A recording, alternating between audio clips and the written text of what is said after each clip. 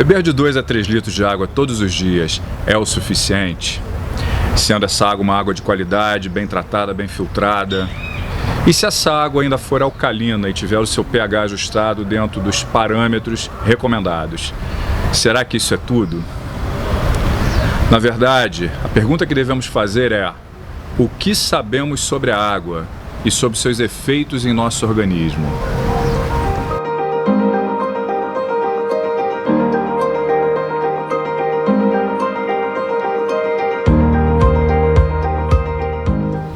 Para respondermos a essa pergunta, é fundamental analisarmos alguns dos principais parâmetros da água e que vão muito além da sua qualidade e de ter um pH ideal e bem ajustado. Nós somos feitos em 60 a 70% aproximadamente de água. Em torno de 2/3 do nosso corpo, 2/3 de cada uma das nossas células são compostos de água. Em um recém-nascido, aproximadamente 80% do seu corpo, do seu peso é água. Em uma pessoa já mais idosa, em torno de 55% é composto de água.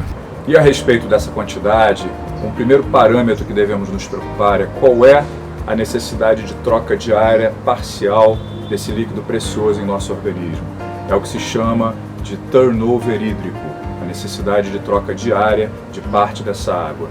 Uma boa métrica é usarmos uma aproximação em torno de 30 ml de água por cada peso, por cada quilo do nosso corpo.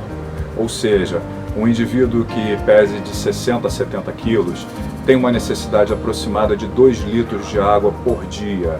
Já o indivíduo que pesa em torno de 100 quilos tem uma necessidade média de 3 litros de água para que esse turnover hídrico seja eficaz e seja eficiente em nosso organismo. E a partir daqui vamos entender alguns daqueles parâmetros que eu falei no início, mais importantes e que vão além da qualidade do pH da água. Vamos aqui agora analisar cada um dos parâmetros que são mais importantes com relação à água, cada um dos 5 parâmetros. Sobre a questão da qualidade, falamos a respeito da pureza e esse é o primeiro parâmetro. O que significa isso? Pureza não significa beber uma água destilada, por exemplo, que aliás não é nada recomendável e pode prejudicar bastante a nossa saúde se for consumido em quantidade e ao longo de alguns dias, inclusive, pode levar a problemas extremamente sérios. Na realidade, quando falamos de pureza, falamos de uma água que não deva conter bactérias, vírus, fungos, cloro, flúor, alguns tipos de metais como cádmio, alumínio e principalmente o bisfenol A, esse composto presente nessas garrafinhas plásticas, derivado à base de petróleo e que quando ela é aquecida ela desprende o bisfenol vem para a água e é ingerido pelo nosso organismo. Se isso for feito ao longo de muito tempo em quantidade, podemos ter sérios problemas, principalmente afetando toda a parte hormonal do nosso corpo e podendo até mesmo, como se diz hoje, gerar alguns tipos de câncer. Então essa é a característica de pureza da água. Então o que precisamos fazer, na verdade, para que tenhamos essa pureza? Temos que ter um bom filtro, temos que esperar, obviamente, que na nossa cidade o fornecimento de água seja adequado, o melhor possível, e também ter um bom filtro, fazendo aquelas trocas permanentes, ou a cada 6 meses, ou a cada 1 ano, de acordo com o tamanho da família, da quantidade de pessoas que consomem essa água. O segundo parâmetro é o parâmetro pH, que significa potencial hidrogeniônico. O que quer dizer esse nome, esse termo, pH, potencial hidrogeniônico? É a concentração, é uma fórmula matemática que traz um número de 0 a 14 que determina a concentração de H+, ou o átomo de hidrogênio, ou o próton, como se chama em química. E é essa concentração que vai dar a característica de pH. De 0 a 7, de 0 até 7 é um pH ácido, 7 é um pH neutro e de 7 a 14, acima de 7 até 14 é um pH alcalino. A característica de alcalinidade significa que a hidroxila ou OH- é o composto que predomina, por exemplo, numa água que estamos analisando, que será principalmente ingerido e consumido.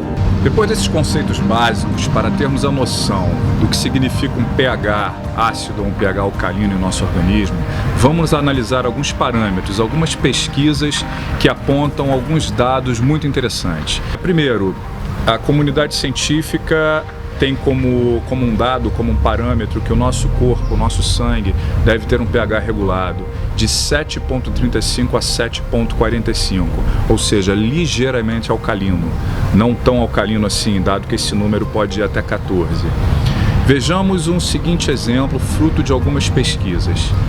Um sangue com pH regulado a 7,45 tem 64,9% mais oxigênio do que um sangue regulado com pH de 7,3, ou seja, diferença muito pequena, um sangue ainda alcalino, mas vejam essa diferença, 65% a mais de oxigênio no sangue.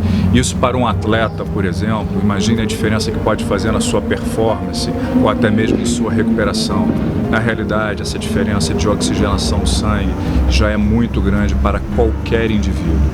E essa é uma grande característica, ou seja, isso expõe um pouco do que representa o pH em nosso organismo. Além da pureza e além do pH, temos um terceiro fator chamado condutibilidade. O que significa isso? Falando de uma forma simples, condutibilidade é a característica, a capacidade da água em conduzir corrente elétrica. Isso vai depender da quantidade e da característica dos minerais presentes nessa água. Uma boa água para consumo tem que ter uma condutibilidade com um parâmetro em torno de 100 ppm, ou partículas por milhão desses minerais. Para termos uma noção, enquanto eu falo, estou de pé, movimento meus braços e minhas mãos, ou seja, quaisquer funções em meu organismo e em seu organismo, tudo isso depende do estímulo que vem do nosso cérebro, dos impulsos elétricos que são gerados. Só o nosso cérebro é composto em 80% por água. E todos esses estímulos elétricos dependem da água para que sejam transmitidos ao nosso corpo. Dependem desse fator condutibilidade da água. Daí ser mais um fator que infelizmente a maioria das pessoas desconhece, mas é mais um fator de extrema importância para a nossa saúde. Ainda a respeito da condutibilidade, para termos uma ideia, se essa água não tiver a quantidade de minerais adequadas, o nosso corpo precisa buscar esses minerais para que possa fazer exatamente aquele equilíbrio. E um dos primeiros locais onde ele vai retirar esses minerais é, mais uma vez, no nosso tecido ósseo. Ou seja, pode ser mais um motivo de osteoporose, geração de osteoporose no nosso organismo, uma água fora dos parâmetros. Então já vimos que a osteoporose pode ser gerada por um pH abaixo do ideal e pode ser gerado também por uma água que não tenha a quantidade de minerais adequados para que tenha uma boa condutibilidade. Falamos até aqui sobre pureza, sobre pH e condutibilidade. Porém, o quarto e quinto parâmetros talvez sejam os mais importantes de todos e certamente são parâmetros dos quais a grande maioria das pessoas jamais ouviu falar. O quarto parâmetro chama-se potencial redox ou oxirredução. Significa a capacidade da água de ser um agente oxidante ou antioxidante. Caso o potencial redox seja medido e seja positivo, a água tem o potencial de oxidação. Caso seja negativo, ele tem o potencial de combater a oxidação. Oxidação é algo tão relevante que todos nós sabemos que o processo de oxidação leva a envelhecimento celular, envelhecimento de nossos órgãos, tecidos e todos os nossos sistemas. Na verdade, quando falamos de antioxidação, é exatamente combater esse fator, que possivelmente é um dos fatores mais importantes nessa questão de envelhecimento. As pessoas conhecem muito sobre alimentação, sobre frutas vermelhas, sobre um composto presente na casca das frutas e que ficou famoso também pela sua presença nos vinhos tintos, chamado resveratrol, que é um excelente antioxidante. E devemos continuar consumindo essas frutas, enfim, consumindo esse antioxidante com certeza.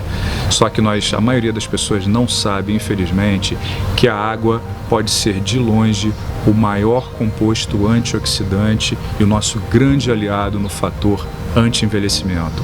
Por isso que eu posso afirmar que esse é um dos parâmetros mais importantes da nossa água.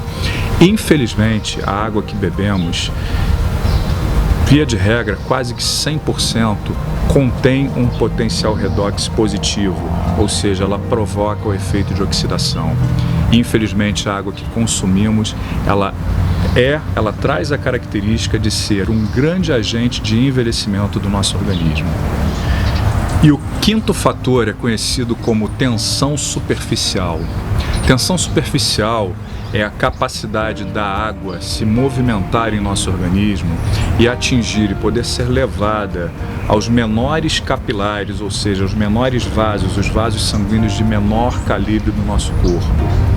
É uma característica que mede também o tamanho dos aglomerados de moléculas de águas conhecidos como clusters ou como macromoléculas. Mede o tamanho desses aglomerados. Quanto menor o tamanho desses clusters, menor a tensão superficial, e quanto maior o seu tamanho, maior a tensão superficial. Na água que bebemos, a tensão superficial, via de regra, é alta, ou seja, a água é formada por aglomerados de 12 a 15, 16 moléculas. E esses aglomerados têm uma grande dificuldade em se movimentarem por inúmeros capilares do nosso corpo, os menores vasos sanguíneos com os menores calibres. Por exemplo, lembra que eu falei que o cérebro é composto 80% por água? Parte do nosso cérebro não é adequadamente irrigado e, consequentemente, sofre do processo de desidratação. Antes de continuar a falar sobre esse efeito, essa característica de tensão superficial, eu quero fazer aqui uma breve pausa e falar sobre toxinas. Toxinas, na verdade, talvez seja uma das poucas unanimidades na comunidade científica, comunidade médica no mundo inteiro. Todos afirmam que as toxinas, primeiro, geram processos inflamatórios, e os processos inflamatórios são responsáveis por praticamente todas as doenças desenvolvidas no nosso corpo. Hoje a comunidade científica se divide em duas correntes. Uma corrente que afirma que 80% aproximadamente das doenças são geradas por toxinas e processos inflamatórios. Existe uma outra corrente que afirma que 100% das doenças são geradas por toxinas e processos inflamatórios. Quaisquer tipo de doenças, doenças cardiovasculares, doenças como diabetes, doença como câncer, falando aqui somente daquelas que mais matam no Brasil e no mundo, sem contar todas as outras doenças das quais podemos pensar. Ou seja, as toxinas são o pior inimigo do nosso organismo. E por incrível que pareça, também um dado que não sabemos, o nosso organismo infelizmente, é extremamente tóxico. E eu vou explicar aqui os porquês. E as toxinas, na verdade, devem ser eliminadas, devem ser combatidas. Quando pensamos em toxinas, pensamos somente em alimentos, pensamos naquilo que vem externamente para o nosso corpo. O alimento comprometido com agrotóxico, uma água comprometida que é fornecida, não tão bem filtrada, o ar que respiramos, que também contém uma série de agentes nocivos à nossa saúde. Porém, ao contrário do que muitos pensam, a maior parte das toxinas com as quais devemos nos preocupar está é gerada dentro do nosso próprio organismo, pelo resultado dos processos metabólicos dentro da nossa célula. O próprio processo de respiração celular, que utiliza oxigênio, utiliza todos os nutrientes possíveis para gerarmos energia para o nosso corpo. E esse processo gera lixo, e esse lixo são exatamente as toxinas. E por que falamos de toxina? Para continuarmos a falar a respeito de tensão superficial da água. A água, na realidade, ela não consegue uma outra característica, além da dificuldade de uma alta tensão superficial, os tais aglomerados com 12 a 15, 16 moléculas, não conseguem, têm extrema dificuldade de se movimentarem, penetrarem, irrigarem locais através dos capilares de menor calibre do nosso corpo, do nosso organismo. Além disso, um fator também extremamente sério é que essa água não consegue penetrar na membrana celular, a membrana plasmática, ou seja, ela não consegue entrar na célula. Por incrível que pareça, somente um percentual pequeno da água que consumimos tem uma tensão superficial baixa e aí sim consegue penetrar, consegue ser aceita, ter livre passagem pela membrana celular. É uma característica desse cluster de água que deve ter um formato hexagonal, ou seja, são 6 moléculas de água compondo essa figura geométrica, de 6 lados iguais. É esse formato hexagonal, ou como alguns chamam de água hexagonal, que tem a livre passagem para penetrar pela membrana celular ou plasmática nas nossas células. E é exatamente essa água que se liga tendo um fator redox negativo, lembram do fator anterior, da propriedade anterior, ou seja, uma água com baixa tensão superficial, com 6 moléculas no formato hexagonal e com um fator redox negativo, penetra na célula e se liga às toxinas. As toxinas têm predominantemente uma carga positiva. Essa água se liga às toxinas, é retirada das células e é eliminada do nosso corpo. Enfim, é possível aqui perceber a importância desses dois parâmetros, o potencial redox e a tensão superficial da água. Podemos avaliar que a água pode ser o nosso principal aliado de anti-envelhecimento, dependendo de como trabalhamos essa água ou de onde consumimos e de que forma. Bem, a pergunta que devemos fazer é: qual é a água ideal? Infelizmente, a água ideal é aquela que não é acessível pela maioria das pessoas, que é a água da fonte. Aquela água do rio que não passou por nenhum tipo de contaminação ainda. E esse sim contém todos aqueles parâmetros regulados de forma ideal, de acordo com o que falamos até aqui. E o que fazer para termos acesso a essa água ideal? Vamos voltar aqui a um vídeo gravado anteriormente, onde falei das energias do Sol e a energia do planeta, especificamente da energia do infravermelho longo e a energia do fluxo magnético do planeta. Uma água de fonte, uma água de rio, está sendo constantemente, praticamente ao longo de todo o seu trajeto, energizada tanto pela energia do Sol quanto pela energia do planeta. E são essas as energias vitais para que tenhamos todos os fatores. Vamos tentar aqui traduzir de uma forma muito simples os porquês. Em primeiro lugar, a energia do Sol, especificamente o infravermelho longo, é uma energia que, em contato com a água, quebra as macromoléculas da água, ou seja, a água tende a se organizar em moléculas maiores, aqueles aglomerados de 12 a 15, 16 moléculas. E é exatamente essa energia do infravermelho longo, por um processo físico-químico atuando na água, que faz a quebra dessas moléculas.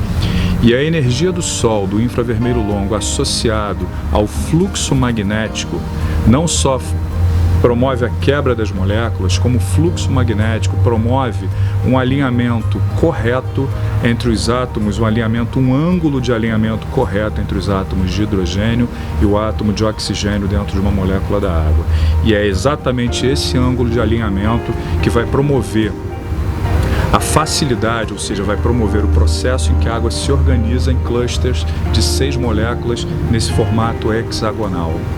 Então reparem, uma água de fonte que recebe luz do Sol e recebe, obviamente, o fluxo direto do planeta, a energia da Terra, no fluxo magnético, através desses dois fenômenos físico-químico, quebra das macromoléculas e alinhamento dos átomos de hidrogênio com oxigênio, forma exatamente esse composto hexagonal, que é o composto que tem livre passagem na nossa membrana celular, na nossa membrana plasmática. Lembrando, com essa livre passagem e com redox negativo, fruto também dessa reação físico-química, ele penetra na célula e consegue se associar às toxinas que têm carga positiva, retirando assim as toxinas de nossas células. E é por isso que essas duas energias são vitais para a nossa saúde. Na realidade, são dois processos. O primeiro processo, tratar a água que bebemos. Além disso, precisamos também pegar sol e pisar descalço, na grama, na terra, na areia, fruto também do que eu falei no vídeo anterior. Como não conseguimos ter essas simples ações que estão de graça, a natureza nos provê gratuitamente, mas infelizmente o nosso estilo de vida e o nosso dia a dia não nos permite, então também hoje temos a opção de utilizar tecnologias que possam prover para o nosso corpo contato com essas energias. E é exatamente isso que pode fazer com que tenhamos muito mais saúde. Falando especificamente da água, tratar uma água que vamos consumir, que vamos ingerir, que vai promover aquele turnover hídrico no nosso organismo, tratar essa água que possa se combinar, remover toxinas e trazer todos os outros benefícios, conduzir adequadamente a corrente elétrica no nosso corpo para que nosso movimento aconteça, toda a nossa vida aconteça. Tratar essa água é uma das partes, e tratar a água depois de consumida, porque uma água, depois de algumas horas, ela vai perdendo as características, a água tende a se aglomerar novamente em moléculas maiores. E é por isso que o ser humano precisa pegar sol e precisa pisar descalço, ter contato direto com o planeta. Desde os anos 50, inúmeras pesquisas científicas vêm sendo feitas a respeito dessas energias e muitas comprovações existem hoje. Para termos ideia, a Medline, que é uma base de dados da Biblioteca Nacional de Medicina dos Estados Unidos, podendo ser acessada pela plataforma PubMed, contém milhares de pesquisas científicas, principalmente feitas nos Estados Unidos, Japão e China, a respeito destas tecnologias. Além disso, existem alguns cientistas e pesquisadores que foram mais a fundo e deram todo o seu foco e desenvolveram estas tecnologias, desenvolveram produtos capazes de entregar essas energias em quantidade, em qualidade, para que pudéssemos nos beneficiar delas, resolvendo todos esses problemas dos quais tratamos até aqui neste vídeo, nesse material. E a mensagem que eu quero deixar para cada um, como alguém que há 3 anos tomou a decisão de buscar todas as possibilidades para cuidar da saúde, para atingir a longevidade, é que busquem, pesquisem, estudem, analisem tudo que eu falei até aqui. Podem pesquisar no Google sobre tensão superficial, sobre potencial redox, sobre pH, sobre condutibilidade, sobre tudo. Não deixem a sua saúde nas mãos de ninguém. Você é o principal responsável por ela. Não podemos negligenciar aquele ativo que temos de maior valor em nossa vida, que é a nossa saúde, que é o nosso corpo. E seja por uma visão religiosa ou filosófica, tem uma frase que eu gosto muito que diz que o nosso corpo é o templo que abriga a nossa alma. E isso diz tudo. Fiquem em paz e tenham uma vida longa e saudável.